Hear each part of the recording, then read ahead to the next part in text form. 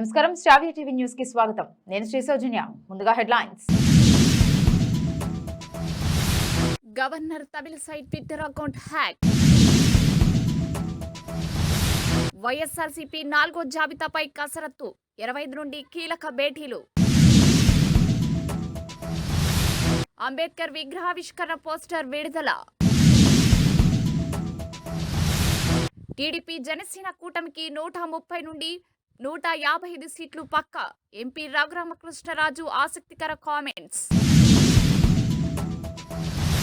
అంబేద్కర్ విగ్రహావిష్కరణ date fix చేసిన ప్రభుత్వం. పార్లమెంటు ఎన్నికల్లో బీఆర్ఎస్ కు ఓటెందుకేయలే. ట్విట్టర్లో కేటీఆర్ ఆసక్తికర ట్వీట్. మరోసారి భారీగా తగ్గిన చైనా జనాభా. మణిపూర్లో మళ్లీ చెలరేగిన హింస.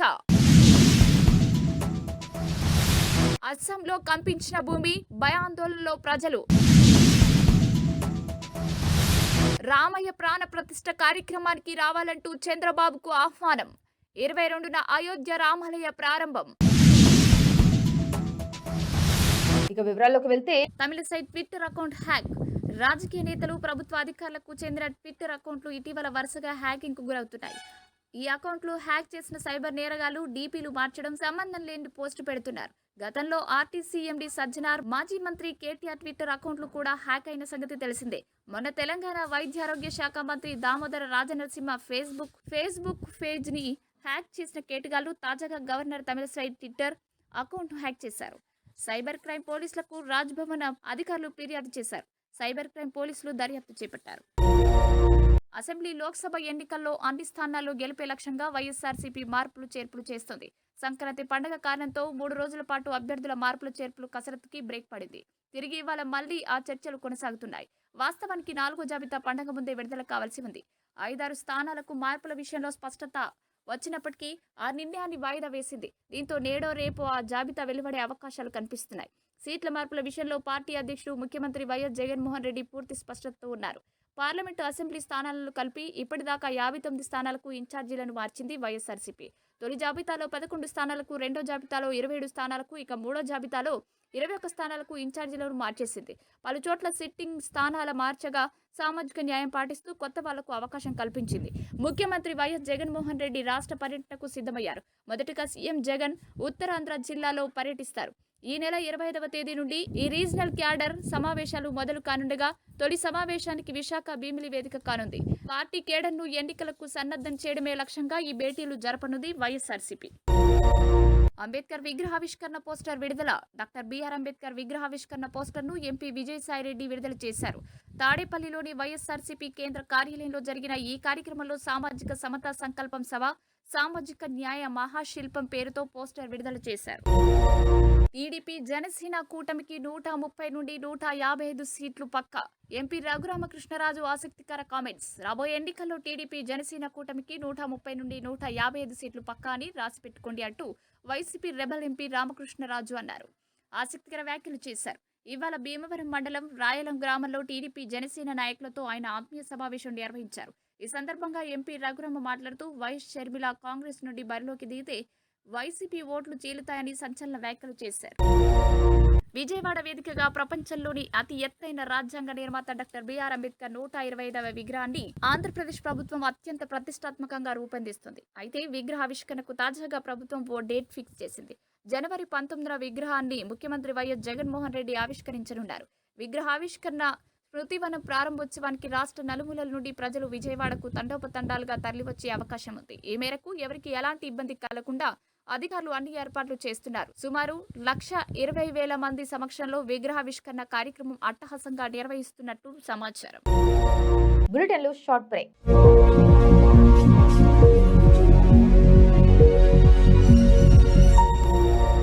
నమస్తే. ఈరోజు మీకోసం ఒక అద్భుతమైన ఆఫర్ని తెలియజేయడానికి మీ ముందుకు వచ్చేసాం. ప్రస్తుతం మార్కెట్లో ఒక కొత్త ఇల్లు కొనాలి అంటే మనం ఎన్నో రకాలుగా సెర్చ్ చేస్తూ ఉంటాం. ఎన్నో ఫీచర్స్ని మనం చూస్తూ ఉంటాం. అందుకే మా నుంచి ఈ ఆఫర్ మీకోసం. 45 లక్షలకే మీ సొంత ఇంటి కలని నెరవేర్చుకుందాం. ఈ బ్యూటిఫుల్ విజువల్స్ షాద్ నగర్ టౌన్ హైవేకి ఆనుకొని అండ్ మోస్ట్ పాపులర్ ల్యాబ్స్ కి ఆపోజిట్ లో ఈ వెంచర్ ఉంటుంది. ఎంట్రన్స్ ఏరియా చూశారు కదా ఎంత బ్యూటిఫుల్ గా ఉందో.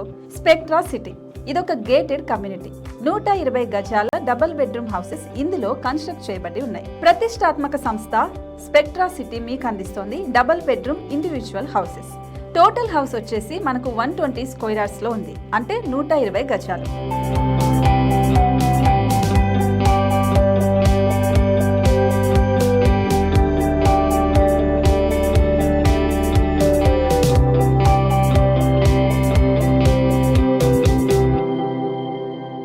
దేనికి ఆలస్యం, మన ఇంటిని చూసేద్దాం రండి.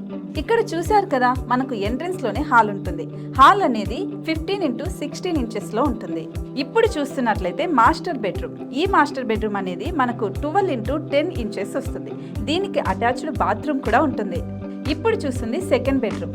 ఇది కూడా 12x10 ఇంచెస్ వస్తుందండి. ఈ బెడ్రూమ్ కి నెక్స్ట్ మనం ఇప్పుడు కిచెన్ లోకి ఎంటర్ అయిపోతున్నాం. కిచెన్ అయితే ఈక్వల్ ఇంచెస్ లో ఉంది. 8.5 x 8.5 విస్తీర్ణంలో ఉంది. అండ్ ఈ వరండా టెర్రస్ పైకి దారి కూడా ఉంది.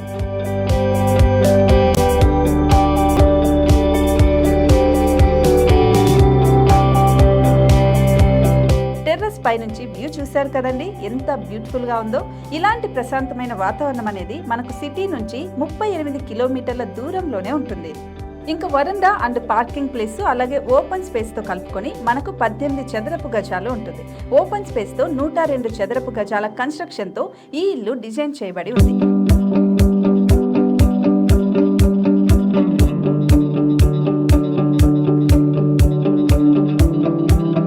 మొత్తం gated community and present 70 houses మనకు కన్స్ట్రక్ట్ చేసి ఇస్తున్నారు.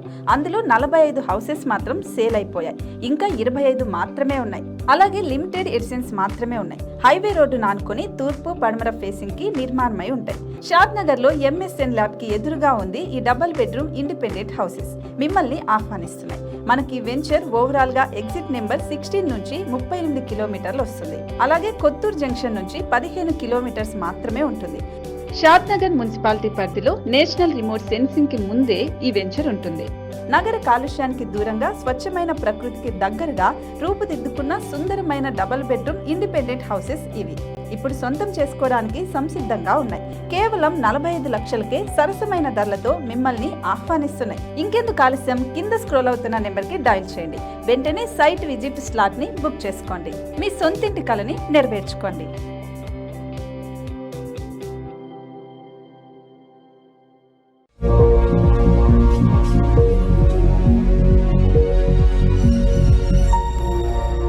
Welcome back.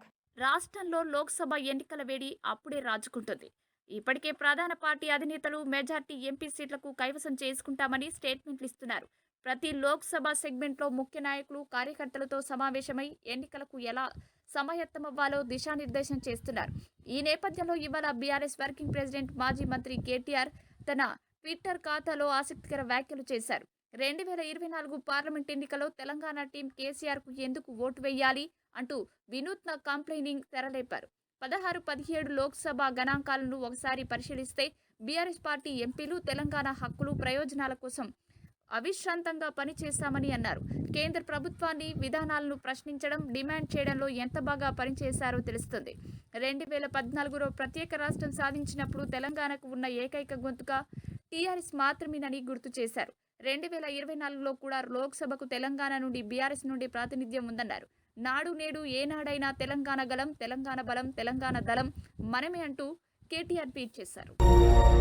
చైనా జనాభా వరుసగా 2వ ఏడాది తగ్గుముఖం పట్టింది. China national bureau of statistics ప్రకారం 2022లో చైనా జనాభా 1418 బిలియన్లు కాగా 2023లో 1409 బిలియన్లకు తగ్గింది. అంటే ఒక ఏడాదిలోనే మొత్తం 24,05,000 మంది తగ్గారు. కోవిడ్-19 మరణాల వల్ల జనాభా తగ్గినట్లు ఎన్బిఎస్ పేర్కొంది. మణిపూర్లో మళ్లీ హింస చెలరేగింది. తెంగ్లాపాడ్ జిల్లాలోని మోరేలో భద్రతా దళాలపై కాల్పులు జరిగాయి. కాల్పుల్లో ఒక పోలీస్ కమాండో మృతి చెందారు. కాల్పులు జరిపింది కుకీ ఉగ్రవాదిగా పోలీసులు అనుమానిస్తున్నారు. మోరే సమీపంలో చెక్ పోస్ట్ పై బాంబులు విసిరినట్లు తెలుస్తోంది. ఆర్మీ జవాను ఎందుకు కాల్పులు జరిపారు? మరణించిన అధికారి డబ్ల్యూ సొమెర్జిత్ గా గుర్తించారు. మరో కమాండ్ కు గాయాలయ్యాయి. పోలీసులపై ఉగ్రవాదులు కాల్పులు జరపడంతో చాలాసేపు యుద్ధ వాతావరణం నెలకొంది. గంటలకు పైగా కాల్పులు జరిగినట్టు సమాచారం. మోరేలో ఒక పోలీసు అధికారిని హత్య చేసినట్లు అనుమానిస్తున్న 2 వ్యక్తులను అరెస్ట్ చేసి 2 రోజుల తర్వాత ఈ హింస జరిగింది. శాంతి భద్రతలకు ముప్పు వాటిల్లుతుందని భయంతో మణిపూర్ ప్రభుత్వం జిల్లా మొత్తం కర్ఫ్యూ విధించింది. లా ఎన్ఫోర్స్మెంట్ ఏజెన్సీలు మరియు అత్యవసర సేవలకు కర్ఫ్యూ నుండి మినహాయింపునిచ్చింది. అస్సాం భూమి ఒక్కసారిగా కంపించింది. భూమిలో దాదాపు 23 కిలోమీటర్ల లోతులో బ్రహ్మపుత్ర దక్షిణ ఒడ్డున తూర్పు కర్బీ ఆంగ్లాంగ్ జిల్లాలో రాత్రి 7:12 భూకంపం నమోదైనట్లు నేషనల్ సెంటర్ ఫర్ సిస్మాలజీ నివేదికను విడుదల చేసింది. రిక్టర్ స్కేల్పై భూకంప తీవ్రత 3.5గా నమోదైంది. నాగాలాండ్ సరిహద్దుకు సమీపంలో గాహోతి నుండి తూర్పు ఆగ్నేయ తూర్పుగా 170 కిలోమీటర్లు పొరుగున ఉన్న పశ్చిమ కర్బీ ఆంగ్లాంగ్, హోజాయ్, డిమా, హసావో, గోల్హఘాట్, నాగావ్ జిల్లాల్లోని ప్రజలు కూడా ఒక్కసారిగా కుదుపునకు గురయ్యారు. అదేవిధంగా నాగాలాండ్, మణిపూర్లోని కొన్ని ప్రాంతాల్లో కూడా భూకంపం సంభవించిందని నివేదిక పేర్కొంది. భూకంపంతో ఎవరికీ ఎలాంటి గాయాలు లేదా ఆస్తి నష్టం జరగలేదని ప్రభుత్వం వెల్లడించింది. News number 10. రామయ్య ప్రాణ ప్రతిష్ఠ కార్యక్రమానికి రావాలంటూ చంద్రబాబుకు ఆహ్వానం. 22న అయోధ్య రామాలయ ప్రారంభం.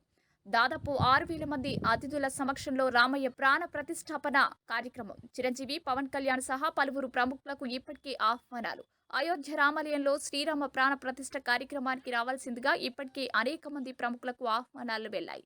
తాజాగా 22న జరగనున్న రామయ్య ప్రాణ ప్రతిష్ఠ కార్యక్రమానికి రావాలంటూ శ్రీరామ జన్మభూమి తీర్థక్షేత్ర ట్రస్ట్ నుండి చంద్రబాబుకు ఆహ్వానం అందింది. తెలుగు రాష్ట్రాల నుండి మెగాస్టార్ చిరంజీవి, జనసేన అధినేత పవన్ కళ్యాణ్ సహా పలువురు ప్రముఖులకు ఇప్పటికే ఆహ్వానాలు అందాయి. తాజాగా చంద్రబాబుకు కూడా ఆహ్వాన పత్రిక అందింది. బులెటిన్ ముగించే ముందు హెడ్లైన్స్ మరోసారి. Governor Tamilisai Twitter account hack.